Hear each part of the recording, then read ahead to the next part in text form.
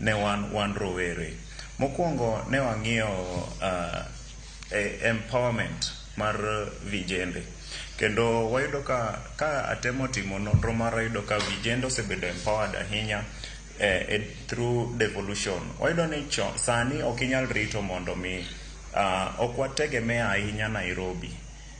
Kinde machon nyaka ne wategemea dongruok duto ne wategemea koya Nairobi, lakini kane devolution obiro, nokoloko system of governance, nokoloko kaka itelo bedo, to devolution oloko ngimawa ahinya wan kaka vijende.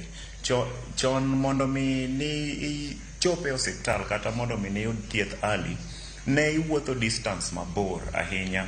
To nyaka ne devolution bi, sani nitiere clinics ma okel at iwacho en a walking distance or a stone throw distance. Iyudo ka weche mag thieth gi chorore machiegni. Ne uneno kane ji nitiere e Rona Antelope game park malo. Gini owachi to ji okawe lightly, lakini it was a serious thing.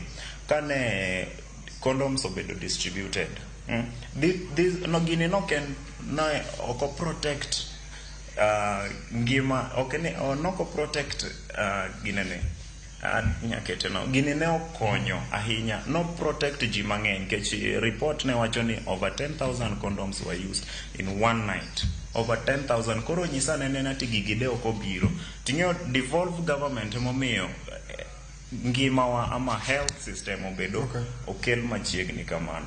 Ka opogore gi ma wang'iyo economic empowerment, sani vijende in the groups like the boda sacco, ntiere CBOs, different CBOs mantiere Homa Bay County to be specific, masani yudo grants from the youth department Homa Bay County. Grants magi dongorego circles gi kendo CBOs gi magi dong godo projects gi, to magi obiro mana nikech devolution. Kopogore gi mano, sani conference dhi mbele.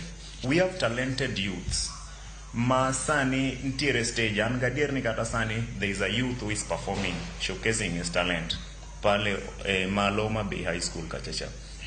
Yudo ka devolution okelo opportunity ma vijende nyalo showcase godo talent gi, to gidhi yudo at the